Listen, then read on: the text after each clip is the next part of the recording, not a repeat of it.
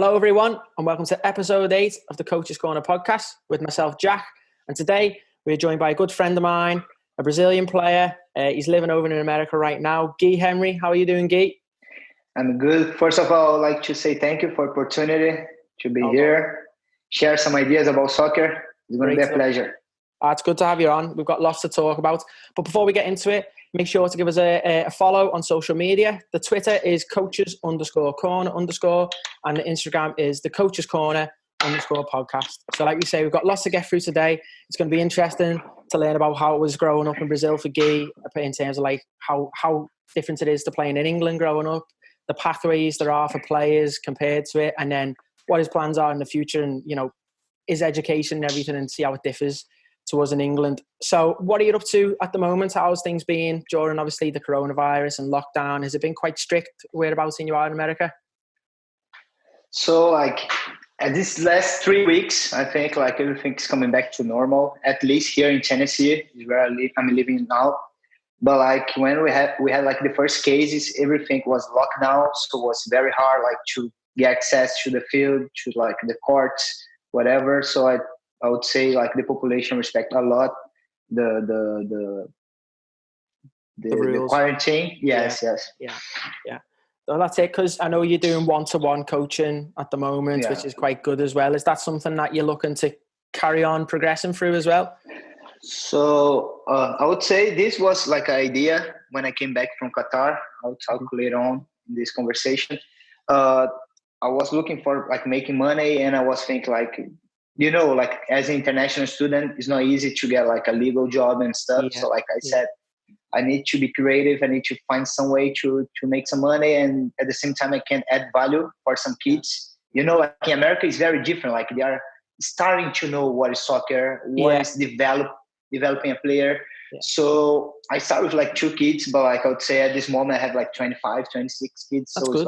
That's good. Very good. I think what's good for those kids is that the difference between America and everywhere else is that they haven't got a massive football background.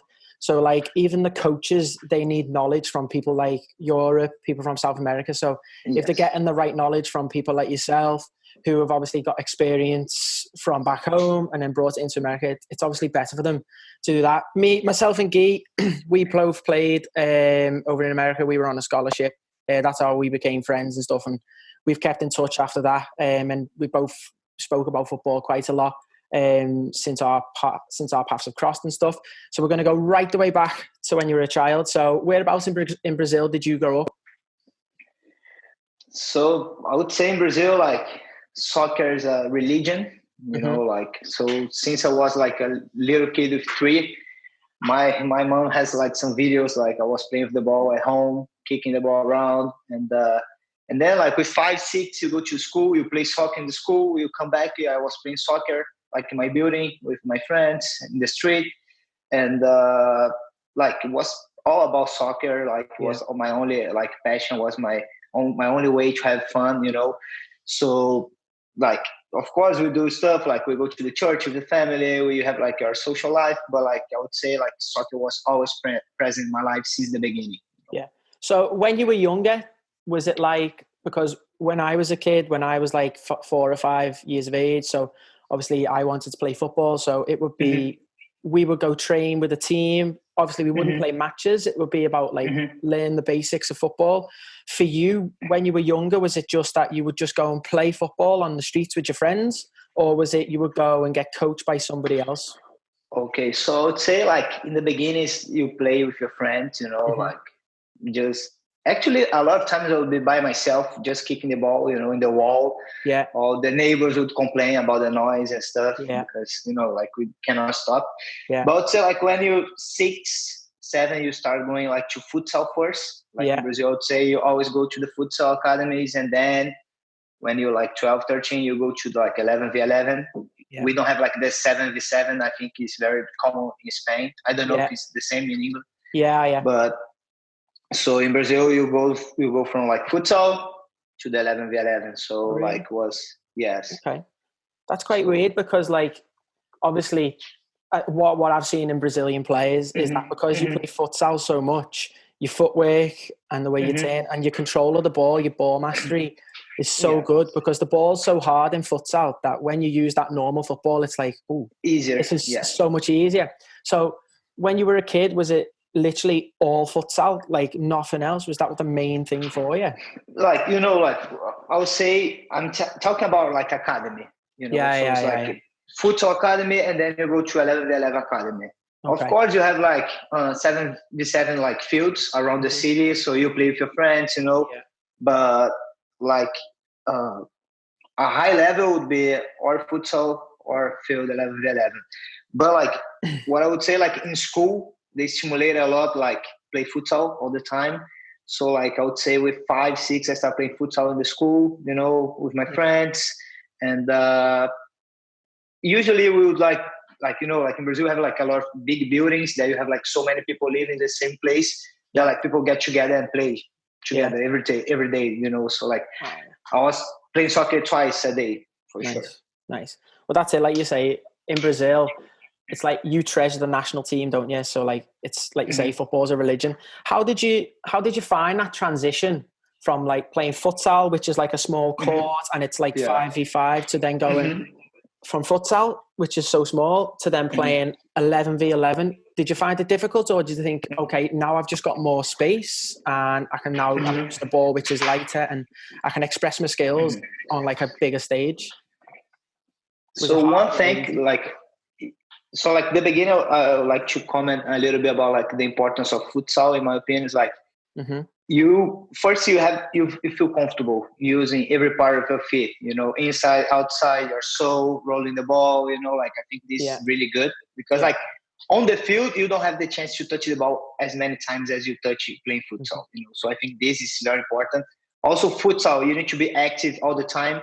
Like you have the ball, when you don't have the ball, you need to be moving to create space. So I think like futsal is so important. And like I would say like this is the secret of Brazil developing so many great players.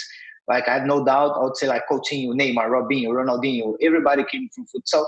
Yeah. So I think this is really good.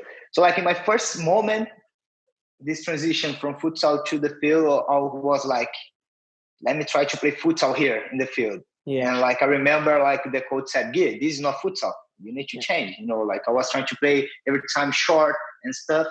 Yeah. And like field, you need to take advantage of the space you have, So I would say like I struggled a little bit in the beginning.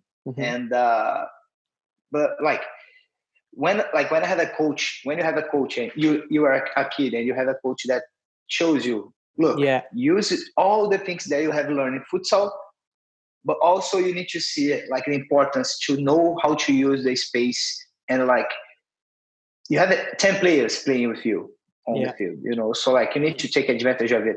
So I think this was important. This happened with me like when I was 13, and was the moment that like the coach said, you should be a left back. You have so much quality in the pass. You can dribble. You don't defend too well, but you put some effort. So I think like this was like the hardest moment in the transitioning. Well, I think like here in England, futsal maybe like 10 years ago was like, no one. Nothing. And then like we see a lot more of the kids teams starting to play futsal now. But like we've always like played like 5-a-side, which is like futsal, but it's not, it's 5v5, but it's just normal. So everyone, whether you play that with your friends, whether it's like, you do it in training, but like we've seen teams in the past, like, famous Liverpool teams under Bill Shankly and Bob Paisley, a lot of their training was just 5v5 games all the time. So the players get so many more touches of the ball. And obviously, when they haven't got the ball, if they don't work back, then the team's punished, because obviously there's an overload all the time. Yes. It works on fitness. It works on everything in terms of like, solo runs, in terms of team play.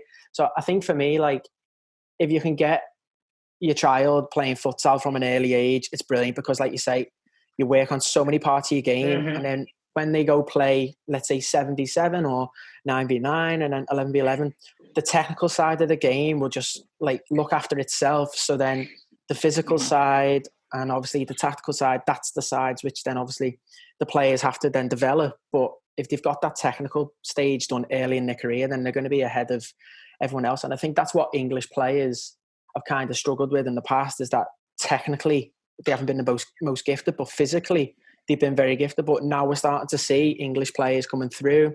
Obviously, we've got the likes of Rashford, you've got Sterling, you've got Grealish, you've got Mount, Maddison. All these players, there's lots more to come. And obviously, they've probably been in that bracket where they've all come, all of a similar age group, and you can see they're all technically, very good players. So I think it's so important that players can work on that ball mastery from a young age. So the next thing I want to speak about was kind of about like education in like Brazil. Obviously, you speak. How many languages do you speak? Three Portuguese languages and English. Yeah, I would say like I can speak a little bit of French as well, but it's not like fluent. So when you're in school in Brazil, is it you learn how to speak English? So I would say we have English, but like it's not something that you're gonna learn anything. Just the basics. I, you, we, those things. Like very simple. But so being honest, like a little bit before I came here, I didn't speak English at all, nothing. And I was very concerned trying to be a professional player. So like I didn't have time to like care about language and education. To be honest, I had like a full scholarship to play for my high school. So like I had to go to the class at night, and during my whole day, I would be like training. And like I was, training a club was like 2 hours and 30 minutes away from my house. So I had to wake up too early, go to the session, and then come back and go straight to class. And next day I'll do the same. So I had no time to do it. And I think this is one issue in Brazil. If you want to become a professional soccer player, it's very hard to get education at the same time, So I would say like in Brazil, we have, of course, like a lot of like inequality, social inequality, like a lot of poor people. So a lot of them, they give everything. They risk everything to try to become a professional player. And if they don't succeed, they are in a really bad position because like they don't have education. So it's hard to find a job. So I would say many of them, they got involved with wrong things, unfortunately, because they don't have the chance. So I think like this is the path in Brazil, like it's hard. Yeah, that's what I was going to say a bit in terms of like, the pathway for players. I can imagine it to be quite difficult because of the backgrounds that obviously they're coming from. If they're coming from a poor background, being able to even to travel to get to an academy can be quite difficult. Is it obviously in here in England, obviously all the professional teams have an academy. So, but obviously in England, you've got the Premier League, then Championship, League One, League Two. And then there's so many leagues underneath that. There's just, because football's like our main sport, there's so many opportunities. For players in Brazil, is it like, if you don't play for an academy in the team in the top league in Brazil, is it like you've basically got no chance to make it? Or is there other pathways that you can go towards as well? So I would say like Brazil and England, I think are pretty much the same. Like every professional team, they have the academy. And like now they are, I would say after 2014, the World Cup, they changed so much the view about soccer. They saw that they need to do investments. They need to give better conditions for the players and stuff like that. But I would say like you can play in a small team. There are so many guys that are playing like in the academy of a professional team, but like a small team, and then they make it, So, but like I would say in Brazil, if you play for a big team and you are like a top player with 15, the team is gonna help you. It's gonna give you some money. So like you can make your life out of it. Like Neymar, I would say with 15 years old, he was making like $5,000. Yeah. So it was pretty like it's decent money. And of course, it's not everyone that makes the same amount of money, but you can make it. You definitely can make it. But I would say like, soccer is not fair. It's not a fair game.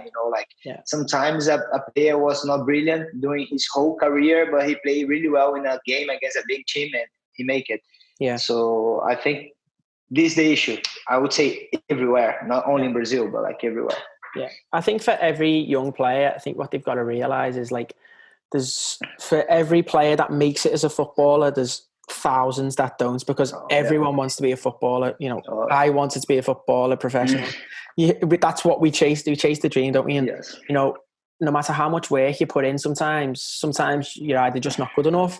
You don't get the look sometimes, and then sometimes it's one of them things that doesn't happen. So I think the problem for players nowadays is that we spoke to a professional who plays here in England 2 weeks ago, and he said the main thing is if you can get through everything mentally, so all the setbacks through the academy, if you can get through them, then, you've got a great chance. You've got to be able to, know that you're a good player, but that you've still got to get better. So like, if let's say my strengths are like, my passing, my dribbling, my finishing, but my weaknesses is my weak foot, my heading. So it's trying to like, I think players need to realize they need to maximize their strengths. Okay. And then make their weaknesses, as strong as they can. So, yes, if you're a good player, it's not, okay, I'm a good player, I'm good at this. It's like, instead of being good at this, I want to be great at this. That's what separates the players who make it and the ones who don't, So I think the hardest things for players to deal with now is setbacks in the game. It's very difficult because, professional footballers, 1 week you can be the star on the newspaper in the media. He was fantastic. And then next week you have a bad game and it's like, he's not good enough. Or so, it's kind of trying to block that out and just think of like, right, this is the bigger picture. I've just got to keep working, towards that, those type of things. And one thing that you said about like maximize your strengths and get better with your weaknesses, I would say also like the players, they need to show up every session, every game, like sometimes you are good, but if you don't show people that you're good enough, like it doesn't matter. I think this was one thing that I learned it with my soccer experience. I had in my mind, I'm a good player, but like a lot of times I was not trying to prove it. I said, oh, I'm good, so I don't have to prove anyone. That's fine. But actually, you need to prove all the time. There's always competition around you. So like someone trying to be better than you. So like I would say this, like you need to show up. You need to prove every time you're the best one. Yeah, commitment is massive because, talent can only take you so far. So like, obviously, there's been players like, even like, people like Paul Gascoigne, who I'm not sure you've heard of. He's probably England's most talented midfielder for probably ever, really, in terms of like how gifted he was for a midfielder, in terms of an England midfielder. But, he had issues mentally off the pitch. So although he reached the top of the game, he didn't stay there for those reasons off the pitch. And there's obviously other players as well who've had that talent. And then because they think, we don't know that it's true, but it's obviously true with some players, when they reach a certain age, because they know that they're good, then all it takes is the mind to switch off, not be committed, not put that extra 10% in, which they were putting in for the previous 2 or 3 years. And then somebody else will come and take their place ahead of them who might not have as much talent, but if they work harder and they're willing to put in twice as much work, they're going to get things out of the game and they'll have a good career. Whereas the other player might have had an exceptional career, but because they didn't work hard enough and they weren't committed, then they won't. So that's like an important thing for players. I agree. In terms of, obviously, because we see a lot of Brazilians move to the European League. So when you grow up in Brazil, is everyone's focus on like, okay, we want to play in Brazil, but we know it's not the best league in the world. So is the focus on, okay, we want to go to the Premier League, we want to go to La Liga? Is that like everyone's dream, what they're working towards? So I would say like every Brazilian player, they have a passion for a Brazilian team. Yeah. Let's say like Vinicius Junior from Real Madrid, he's from Flamengo. Like I would say like he would be happy to play his whole life in Flamengo. But of course, if you want to become the best soccer player in the world, you need to go to Europe. Yeah. And also like I would say every player has the dream to play like in La Liga, Premier League. Premier League is the best league in the world. But like I would say the financial side is the biggest one makes the difference. Yeah. Yes, I would say it's the big stimulation. If you see like every time like Neymar talks, I want to go back to Brazil at some moment, you see all the players, they want to go back, because like they love the club they came from. You have your family around, you have your friends, you can go back to your lifestyle, Yeah. But at the same time, if you're ambitious, you need to go to Europe to make things happen, win Champions League, win the World Cup. Yeah. So you're gonna get your name out there. Yeah, definitely. I think now with so many Brazilians in the Premier League, in La Liga, all across Europe, there's so many now. And obviously, if you think back to like the players who kind of made that happen, Ronaldo, Rivaldo, all players like that. So, but at the start, it was like you only really saw Brazilians playing for Barcelona or Real Madrid. You never really seen them playing just for normal teams in La Liga or Premier League, wherever. Whereas now, almost every team in them leagues has a Brazilian player, which is great to see, which shows that, it's come such a long way as well. And like you say, you do see the players who go to Europe, they tend to come back to Brazil to finish their career, don't they? So it's Yes. obviously that's what their passion is as well, which is great to see. In terms of like for you, so how obviously for myself moving to America. Let me just talk one thing about like this about Brazil and Europe. Do you know who is the center back from Arsenal, Pablo Mari? He was playing he's just signed, hasn't he? Yeah, he signed with Man City, and he was like in a loan with Girona in Spain. And then like Jorge Jesus, the coach, called him, asked him to come to Flamengo to have like a season with him. Yeah. And like he won the Libertadores. He won I don't know how. It's very hard to like a European player come to South America to get noticed for a European team. Yeah. So like Arsenal just signed him. So, and he said like the experience was amazing. The league was very high, was very like, I would say you have 1-2 teams that are on top nowadays. I would say it's like Flamengo and Palmeiras. And then you have like all the teams very close to each other. So the competition is amazing. Yeah. I would say it's kind of like Premier League, you know? Yeah. And just to say like the Brazilian league is not like as bad as people think, you know, like just the hardship of watching the games, you know, you don't have the game broadcast in Europe. So like, this is, people don't know what's going on, you know? Yeah. Yeah. Well, fair enough. So we're going to move obviously into like America now and scholarships and give people like a little bit of a background into like how it happens and stuff. So for me, getting a scholarship was like, I wanted to go to America to play football since I was about 14, and I had it in my mind for a long time, and I took time to do it. And like when I got my offers through, I was just looking like where's the best offer? Like, where am I going to go? So I was just like, right, I'm going to go to St. Andrews, where we ended up going. It was quite an easy process for me. It was like, okay, we go to a trial game with like a company who like films the match, and then they take a fee. So then they send the footage to all of the colleges in America, and then you get your feedback, and then you have to do the test, the SAT test. Was that literally the same process for you, or was there any differences? Yes, it was very the same, but a little different from you. I didn't have the dream. I didn't know about this chance to come to America, play soccer and get the education. So as I said, I was playing in Tigres, Brazil, and it's 2 hours from Rio. So I was trying to sign a professional contract there, but they always said next week, and nothing happened. I was not making any money from the club. Yeah. So I was like, what am I going to do with my life? You know, some pressure from my family. Gui, you need to go to college, you need to get education, you need to make your money.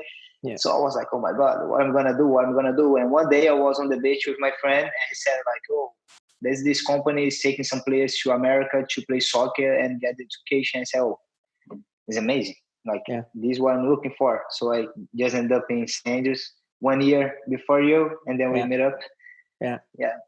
That's great. That, like, obviously you spent your 4 years there, and then obviously you moved to Lincoln as well, and had a year there as well. What would you say, like, how did you find the standard in America? I thought the standard was good not because of the American players, because of the South Americans, because of the Europeans. So obviously our team that we had, I think we had only 2 Americans in like our squad of 21, didn't we? What we had, you know, we had a lot of South Americans like yourself, you know, we had people from Ecuador, Venezuela, Bolivia, everywhere. And then we had obviously Europeans from Spain, Germany, Italy, and then we had a few English lads. So I thought the standard was really good because of the international players which brought it. Did you think, like, when you were playing in youth teams in Brazil, it was a better standard there, or did you think where we were playing in America? No, I would say in Brazil. The level was much higher. I would say like the players were much more ready to do the things, you know, like also because I would say not all the players that come to America, they want to become professional players. So they don't have the ambition. They don't have the commitment to become better every day. They are relaxed. They are going to school. They are partying. They are doing the things, you know. In Brazil, in the academy, like as I said, like there are so many people that see soccer as the chance to change the life, you know, give a better life for the family. So like they take so serious. So it's like every day they are trying to kill a lion. We say that in Brazil, every day you need to kill a lion. So I would say in Brazil, the level was harder. the quality and the intensity as well. Yeah, that's it. However, at St. Andrews, as you said, the international players made the difference of the team. Yeah. If you see the team only with Americans, there's no way.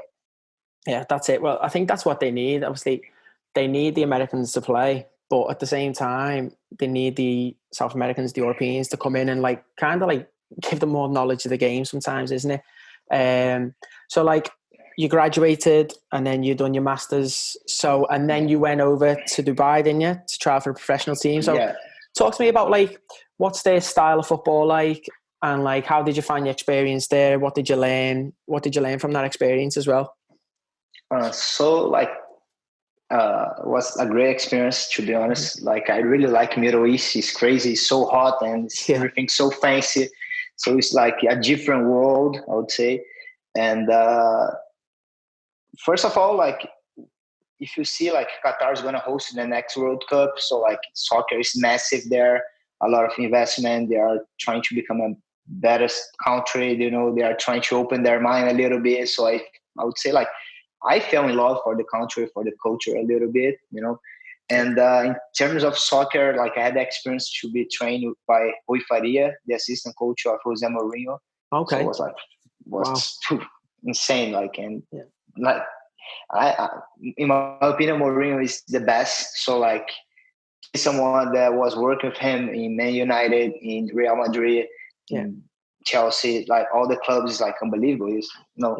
So like I would say they are doing so many great things to develop their players to become better, you know, because they are getting all the best players they have and sending to Europe to train with PSG, to train like with big teams in Europe.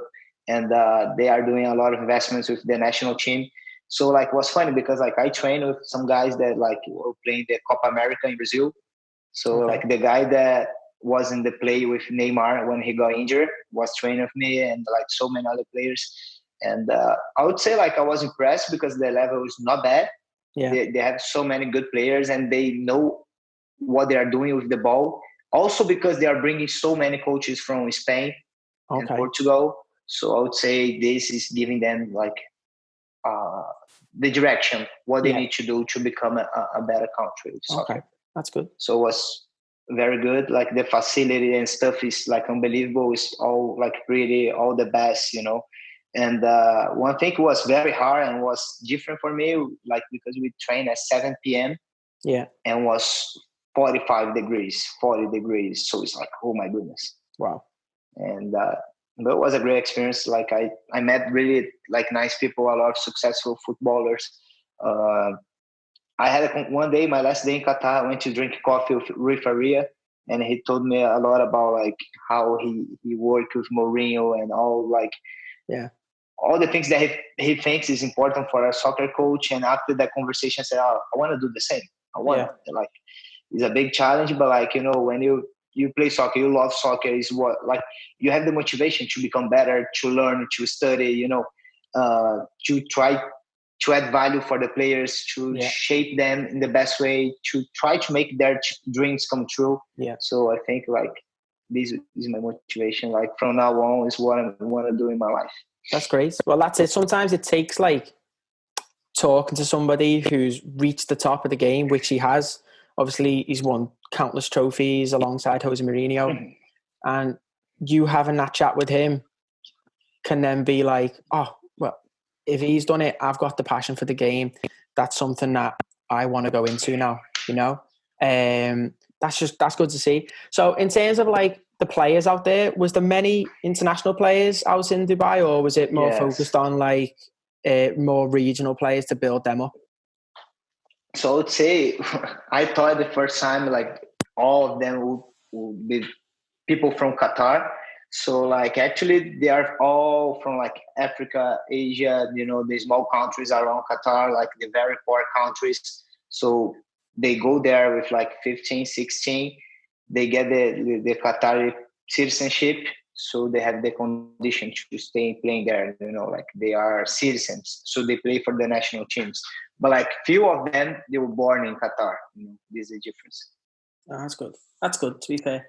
So then now we're going to move on to obviously you're doing your coaching now. So what would you like the next step to be for you in terms of your coaching? Are you looking to stay in America, or are you looking to kind of, move into Europe and try and further your knowledge there and work closer with players one-to-one, or are you looking to move into like being a coach in terms of like working as in a team? So my next step will be I'll be assistant coach at St. Andrews University, and I'll go back. I'll try to make the program great again, and I think this is a great opportunity. I think this is the moment to get back to St. Andrews. Like I had the chance to do my education there. We have so many young players trying to do exactly what I did it. So I think like I can help them. So I'm very motivated. I want to add all the things I have studied, the last couple of months, and try to be successful. Like we're going to have a season. It's going to be a challenge. It's a new team. There are so many Brazilian guys. So I think this will be easier for me. Like I know what they like. I know what they are trying to do. I know how to motivate them, because sometimes you just need someone saying like, I care about you. Just go out there and work for me. Yeah. So this is the first step, like this 1 year with St. Andrews. And after that, I want to go to Europe to do some internship, to get some UEFA license. Yeah. And I think this is step, like my next 2 steps is what I want to do, That's good. That's good. So just got to keep at it. Like you say, it's the same as you're to play. You've got to have them goals. Just keep learning, as we say, on the way. And obviously the best thing to be doing as a coach is just coach as much as you can, because you learn the most about yourself as a coach when you're coaching. So everyone makes mistakes. So in terms of like, you might have a session and you do a session and you put it down on paper and you think, oh, that looks so good. That's going to be really good. You do it. And sometimes you go, wasn't as good as what I thought it would be, but it's better to try it and not do it again, or try it and tweak it and make it different and then not do it again, or maybe do it another time. And then you might have sessions which you think, I don't know if it's going to work well or whatever. And then the next minute it could turn out to be such a good session. And obviously if we're talking about like coaches, I think like the biggest thing for a coach is being able to like think on the spot. So in games, in training, obviously, us ourselves, you could plan for 12 players turning up to a session because you don't know if people are going to drop out, and then you get 15 or you get 9 and you're like, oh, that's the plan out the window. So now it's right, what can we do to make the players enjoy it? What can we make it so we gain things? So like, I think people like, obviously sometimes they see coaches obviously and they get sacked quite easily now. Managers, obviously Premier, everywhere they get sacked easily. I think sometimes it's such a harsh business to go into football as a player and as a coach. And we always see the coach always takes the bullet if the results aren't right, which obviously that's the way it is. He picks the team. But I think sometimes the coach has so much pressure that they need the people around them to kind of like make sure everything's right. And if that's going right, so if you've got your assistant coaches, your first team coaches, your performance analysis, your medical, if all of them people are working towards the same goal, then that's how successful teams are. If it's just one coach or 2 coaches and it's the same thing all the time, then that's not how things work. Players, they need everybody together. And that's what we see from obviously the most successful teams in the world as well, which is good. So before we finish, we're going to have a little chat about the Brazilian national team, and then you're going to pick your dream 5-a-side Brazilian team. So talking about the Brazilian team, when you were growing up, so you've obviously been through that era and obviously seen your country win the World Cup. Is here in England, some of the country has a connection with the national team and some of us aren't really interested because the Premier League's so big. We just want to watch our teams and we just love watching club football because it's more competitive, the games are better, and it just seems like the players enjoy it more. In Brazil, is it like everyone wants to play for the national team? Everyone's focus is like when Brazil are playing, the whole nation is watching. Is that so? I would say like when I was born in 1994, so we won the World Cup. So it was a good year to be born. I would say at that time, like the population would support the Brazil national team like so much. It was like the happiness of the country, like everybody would find some way to watch the games because like television at that time was not that easy, like so people would be watching the radio they'll find a way to watch and support the Brazilian team. Yeah. But like I would say, nowadays the Brazilian team is, like we don't have the same quality. I think we have so many great players, but we're not playing the Brazilian way. I think we had kind of like a shift in 2014 after the tragedy that happened with Germany, that we lost 7-1 in Brazil. Was unbelievable. But at the same time, there I see as a warning, opportunity to improve. I would say after that, like soccer in Brazil changed so much. Like to become a soccer coach, now you need to get a license. Before you didn't need it. The concern about developing the players to make them better psychologically, physically, like all this stuff, like I think this was good for us. But somehow I think like now we're very concerned to play kind of like the European style, the formation, the tactics, you need to defend. So like we kind of lose like the Brazilian way of playing soccer. That like I was reading a book here talking about the World Cup in 1958 and says that like all the European teams was like so strong and like so like intensity all the time in the game, and like Brazil was just different, with Pelé, with all the players. So I think like this is what is missing at the time in Brazil. Of course, like we have Neymar. I would say he's the outstanding player at this time, but like we have so many great players: Gabriel Jesus, Coutinho, Firmino, and I don't know, like we are still like a really good national team, but I don't think we're playing the Brazilian way. So I think the population in Brazil don't like it. We support, but it's not like, oh my God, like Brazil's gonna play, let's watch the game. From what I've seen from the Brazilian side is like I just think they've lost that flair a little bit, and like there's no like style to the play. Whereas Brazil, it just used to be right. Everyone is so good technically.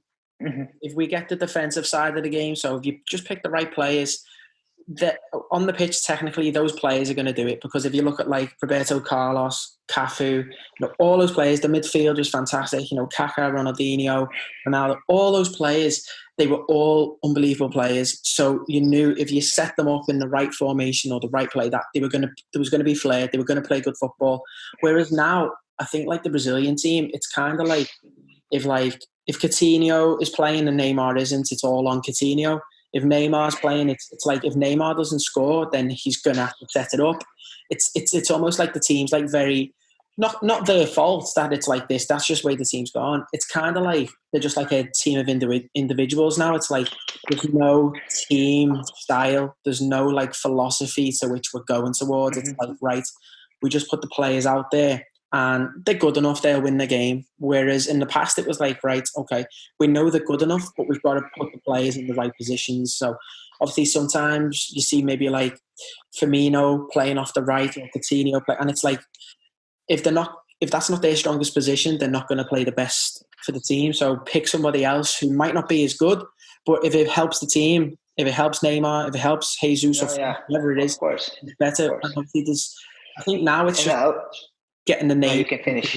It's just about getting the names in the team for Brazil now, isn't it? It's not about picking the best team. It's about like literally at the minute, all they do is just go, right, well, they're the best two midfielders, but they both can't play together, but we'll still play them. It's like they need to go back to, right, let's pick the best 11 players based on, are we going to win the World Cup or are we going to win Copa America with those teams? So I think obviously, like you said, they've grown the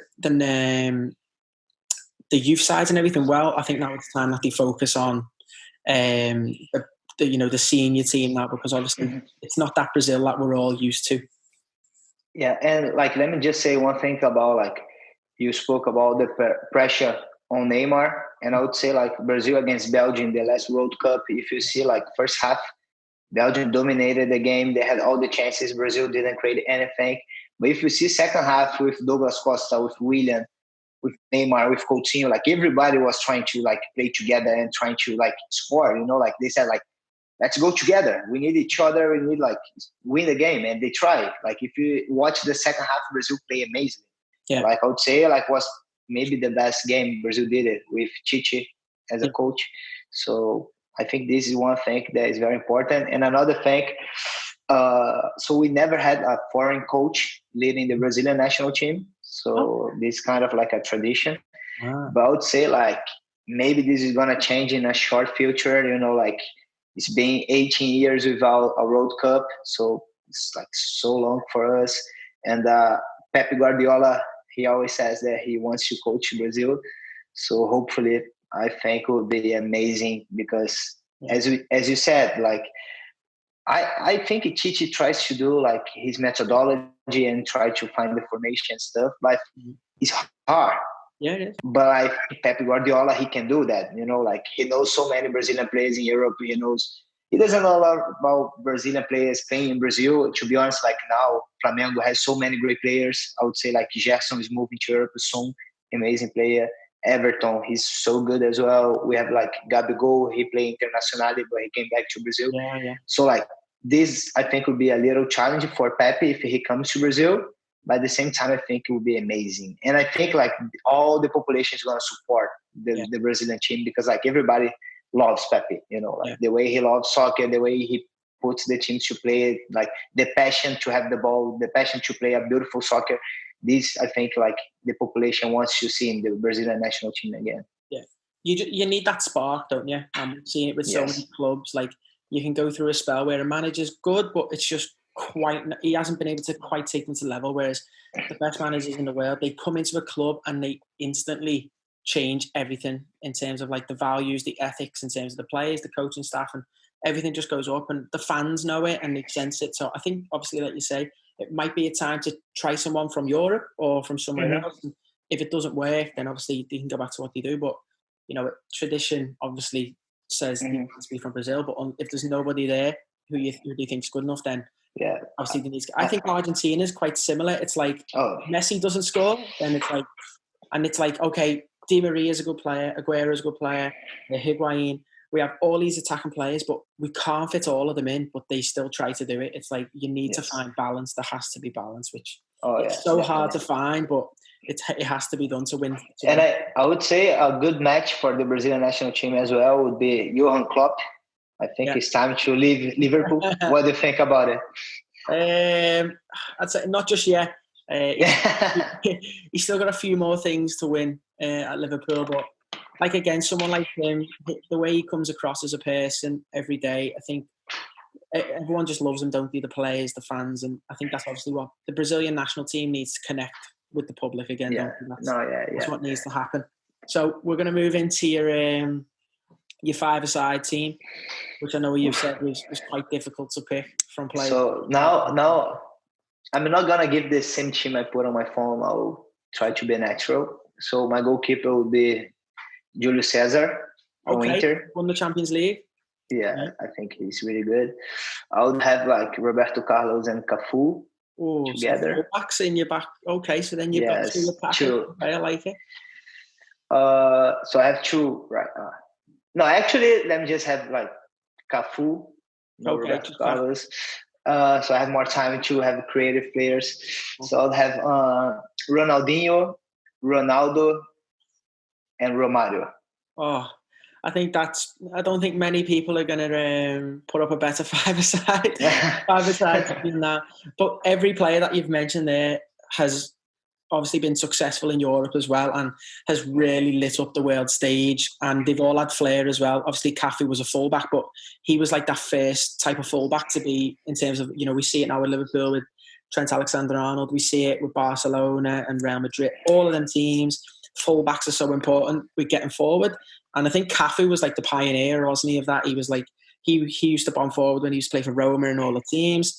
And it's like, a player like him was like before his age, really, in terms of like, he was so good. And then obviously Ronaldinho was just, wow.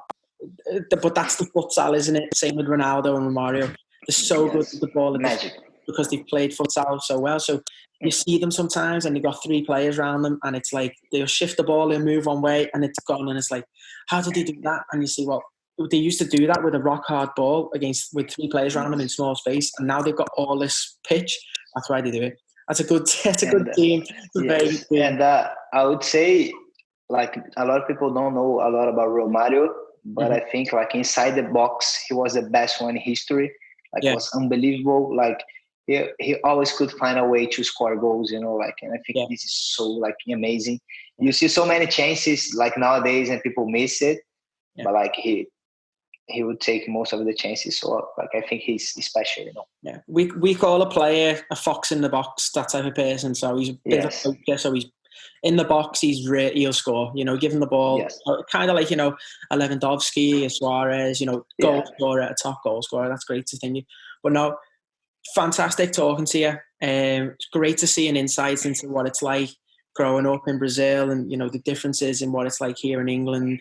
And there, it was really good to talk to you. And obviously, we'll keep in touch. But have you got an Instagram or anything that you'd like to put out for people to follow? Obviously, because they can keep an eye on your coaching journey and how things go. And hopefully, when you come into Europe, we can get you towards England. Oh yeah, no, definitely. And I hope to host you sometime in Brazil as well, so you can learn a little bit about the Brazilian way of playing soccer. I have said I'd like to come. Obviously, it depends when obviously you go back to Brazil. I'd love to just come and obviously see the beach soccer and all things like that. It'd be really good. But that wraps up today's episode, everyone. Thank you very much for joining us. Again, if you haven't already followed us on Twitter, it's coaches_corn_, and the Instagram is the coaches_podcast. This episode will be on YouTube as well. So if you want to have a little look over there, it's on my YouTube, which is just Jack Edwards. Thanks very much, and we'll see you next time.